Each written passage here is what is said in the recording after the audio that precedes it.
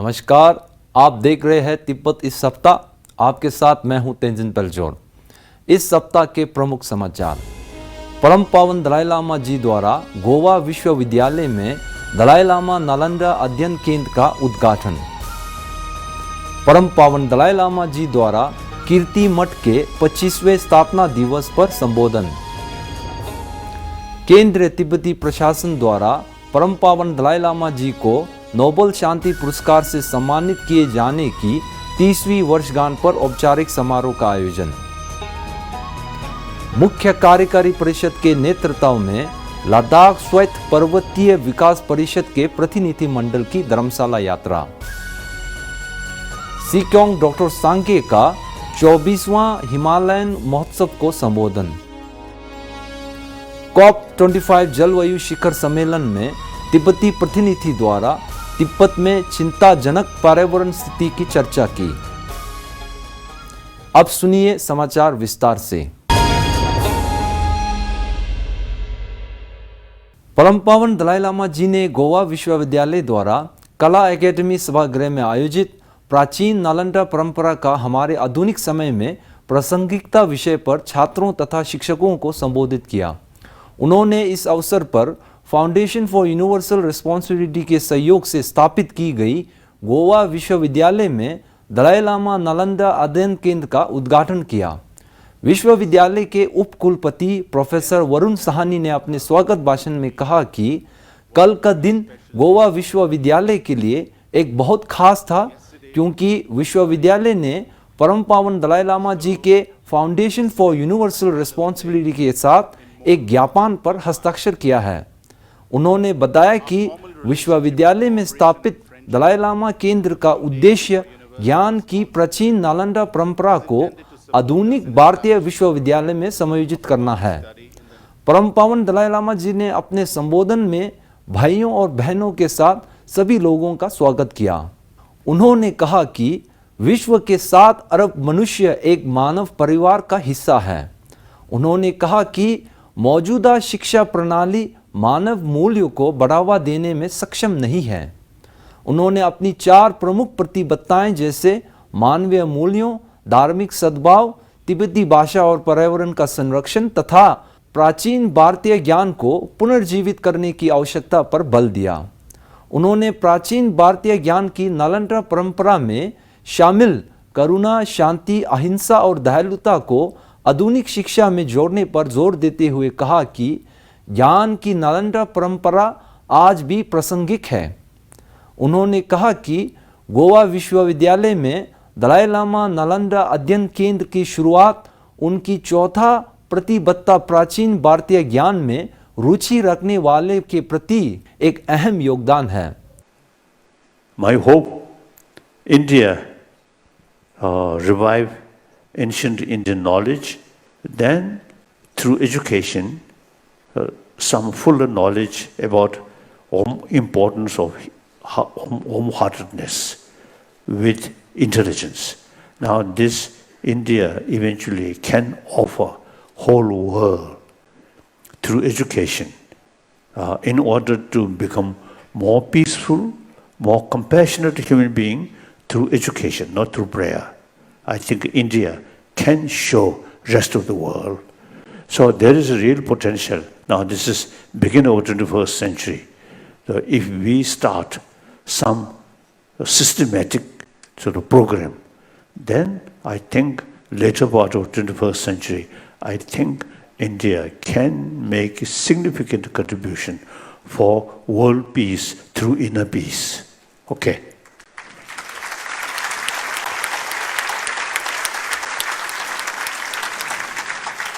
गत 12 दिसंबर को मुंडगोड कर्नाटक में परम पावन दलाई लामा जी का तिब्बतियों तथा हिमालय लोगों द्वारा हर्ष उल्लास से स्वागत किया गया था। परम पावन दलाई लामा जी 12 से 22 दिसंबर तक मुंडगोड कर्नाटक के गांधीन और ड्रेपुंग मठ में संगोष्ठी, प्रवचन तथा समारोह को संबोधित करेंगे।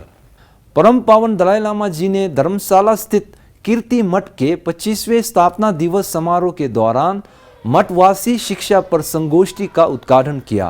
समारोह में कीर्ति मठ के धार्मिक प्रमुख कीर्ति रिम्पोछे, केंद्र तिब्बती प्रशासन के तीनों स्तंभों के प्रमुख पूर्व कलन ट्रिपा प्रोफेसर सामदोंग रिम्पोछे, कशाक के मंत्रीगण तथा बौद्ध धार्मिक संस्थानों के 102 से अधिक प्रतिभागियों ने भाग लिया।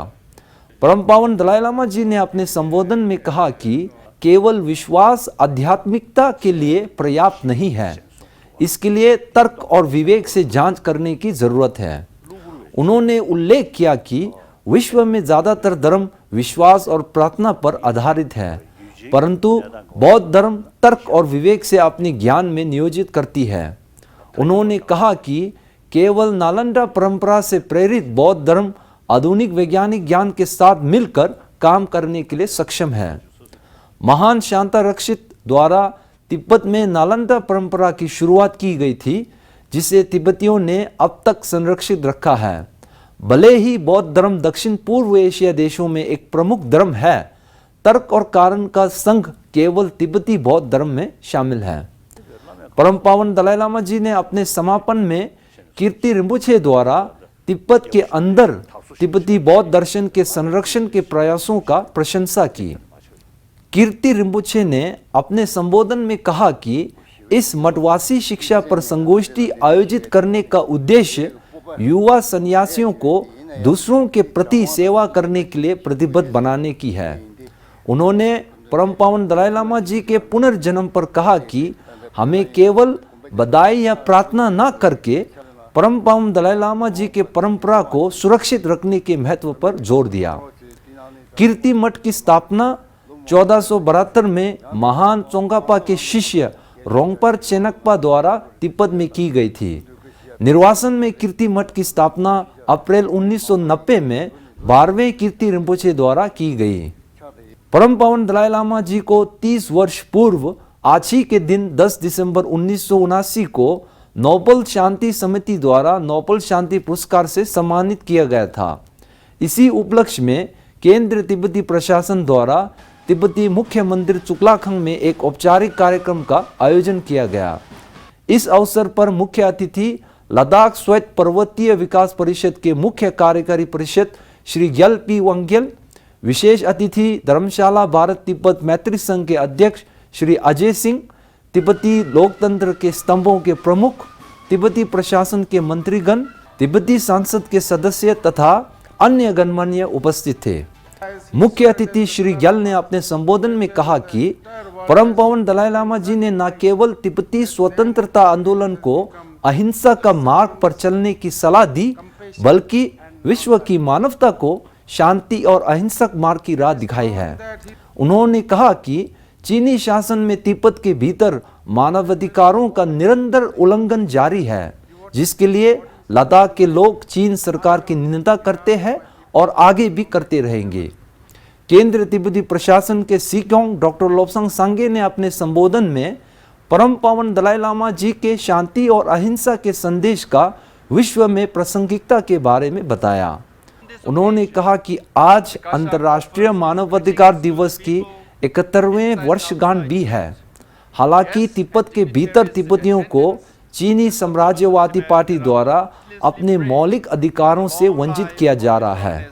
उन्होंने ये घोषणा किया कि वर्ष 2020 को परम पावन दलाई लामा जी के प्रति कृतज्ञता प्रकट करने के लिए धन्यवाद दलाई लामा वर्ष मनाएंगे।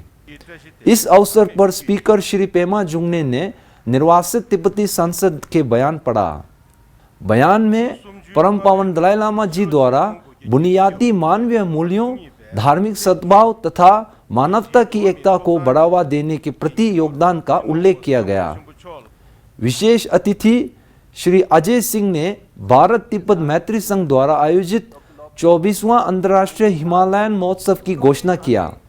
उन्होंने परम पावन दलाई लामा जी के प्रति आभार व्यक्त करते हुए कहा कि हमें उनकी सलाह और उपदेशों का लगन से पालन करना चाहिए। लद्दाख स्वायत्त पर्वतीय विकास परिषद के मुख्य कार्यकारी परिषद श्री ग्यल पी वांग्यल के नेतृत्व में 10 सदस्यीय प्रतिनिधि मंडल ने केंद्र तिब्बती प्रशासन के गृह विभाग के समन्वय में 6 से 12 दिसंबर 2019 तक का धर्मशाला का दौरा किया।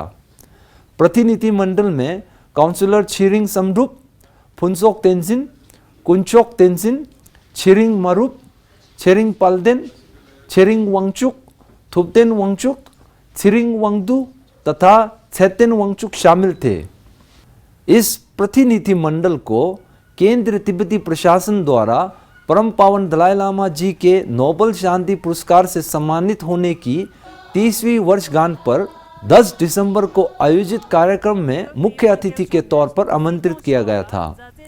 गत 7 दिसंबर 2019 को प्रतिनिधिमंडल का परम पावन दलाई लामा जी के उनकी निजी आवास में दर्शन मिला। अपनी मुलाकात के दौरान प्रतिनिधिमंडल के नेता श्री यल पी वांगेल ने परम पावन दलाई लामा जी को आगामी ग्रीष्मकाल में लद्दाख यात्रा का अनुरोध किया।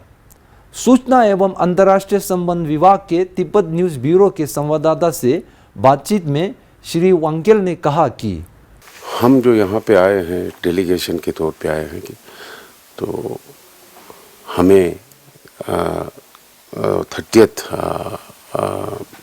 जो एनिवर्सरी दलाई लामा जी का जो नोबेल पीस प्राइज़ लिया उस पर हमें बुलाया गया था एज ए गेस्ट।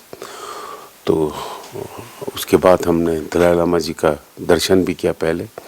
तो उनको हम निवेदन किया कि आप लद्दाख तशरीफ़ लाने के लिए लद्दाख के लिए, तो उन्होंने जो हमने रिक्वेस्ट किया उसको दलाई लामा जी ने एक्सेप्ट किया है एंड वो नेक्स्ट ईयर लद्दाख आ रहे हैं। उसके लिए हम उनके बहुत ही शुक्रगुजार हैं कि उन्होंने हमारा निवेदन एक्सेप्ट किया। और साथ ही साथ में लद्दाख यूनियन टेरिटरी बनने के बाद तो लद्दाखियों के ऊपर एक जिम्मेवारी बढ़ गया है, रिस्पॉन्सिबिलिटी ज़्यादा आया है। तो उसके लिए हम यहाँ पे जानने के लिए आया है जो आपके यहाँ पर तिब्बतियन गवर्नमेंट एग्जाइल चल रहा है तो वो गवर्नमेंट किस तरीके से चल रहा है, सो दैट कि हम आप लोगों से सीखें कुछ आपकी गवर्नमेंट से, क्योंकि अब बहुत देर से इस पे तिब्बतियन गवर्नमेंट एग्जाइल चला आ रहा है। तो इससे सीख के, चाहे वो हेल्थ डिपार्टमेंट, चाहे एजुकेशन का हो, चाहे कल्चर का हो, चाहे हमारे इंफॉर्मेशन का हो, इसी तरह हमारे बाकी जो डिपार्टमेंट्स हैं सबके सीख के, सो दैट कि हम पॉलिसीज़ जो आप लोगों ने यहाँ पे अडॉप्ट किया, ख़ासकर एजुकेशन का जो आपने 4th क्लास तक जो मदर टंग का पढ़ाते हैं, तो हम चाहते हैं कि हम भी उसी तरीके आने वाले दिनों में यूटी लद्दाख में उस पॉलिसी को हम अडॉप्ट करके आगे फिर हम उसको गवर्नमेंट ऑफ इंडिया को भेजेंगे ताकि हम अपना यूनियन टेरिटरी चाहे वो लेह और करगिल हो, हम दोनों मिलके उसको चला सके अच्छी तरीके से। इसके अतिरिक्त प्रतिनिधिमंडल को केंद्र तिब्बती प्रशासन के सिक्योंग डॉक्टर सांगे के नेतृत्व में कशाक द्वारा तिब्बती कला प्रदर्शन संस्था अर्थात टीपा में सांस्कृतिक कार्यक्रम और रात्रि भोज का आयोजन किया गया। धर्मशाला यात्रा के दौरान केंद्र तिब्बती प्रशासन के कशाक सचिवालय, निर्वासित तिब्बती सांसद, विभिन्न विभागों के प्रमुख के साथ मुलाकात तथा तिब्बती कला संस्थाओं का भी भ्रमण किया। परम पावन दलाई लामा जी को नोबेल शांति पुरस्कार से सम्मानित किए जाने की 30वीं वर्षगांठ के उपलक्ष्य में धर्मशाला स्थित भारत तिब्बत मैत्री संघ और तिब्बती कल्याणकारी कार्यालय के संयुक्त तत्वाधान में 10 से 11 दिसंबर को 24वां हिमालयन महोत्सव का आयोजन किया गया। इस 2 दिवसीय हिमालयन महोत्सव के मुख्य अतिथि केंद्र तिब्बती प्रशासन के सिक्योंग डॉक्टर लोब्सांग सांगे थे। इस अवसर पर आयोजन समिति के अध्यक्ष श्री अजय सिंह ने मुख्य अतिथि का हिमाचली परंपरा के साथ अभिनंदन किया। अपने उद्घाटन भाषण में सिक्योंग डॉक्टर सांगे ने कहा कि धर्मशाला में तिब्बतियों और भारतीय लोग एकजुट होकर हर वर्ष नोबेल शांति पुरस्कार का शुभ अवसर मनाते हैं। धर्मशाला परम पावन दलाई लामा जी का निवास और केंद्र तिब्बती प्रशासन का मुख्यालय है, इसलिए कई राष्ट्रीय एवं अंतर्राष्ट्रीय सम्मेलन का आयोजन होता है, जिसके कारण धर्मशाला भारत तथा विश्व में एक तीर्थ एवं पर्यटक स्थल बन गया है। उन्होंने भारत सरकार, भारतीय लोगों, विशेषकर धर्मशाला वासियों द्वारा निरंतर सहयोग एवं समर्थन के लिए कृतज्ञता व्यक्त की। तो आज के दिन भी बहुत स्पेशल है क्योंकि परम पावन दलाई लामा जी को नोबेल पीस प्राइज 1989-90 का वो अवार्ड किया हुआ है। इसलिए हम लोग तिब्बती जहाँ भी सारे संसार में धूमधाम से मनाते हैं और तिब्बत में भी मनाते हैं। और यहाँ धर्मशाला में स्पेशल है, हमारा भारतीय दोस्त लोग एक परिवार ही है, हम लोग मिलके भी मानते हैं।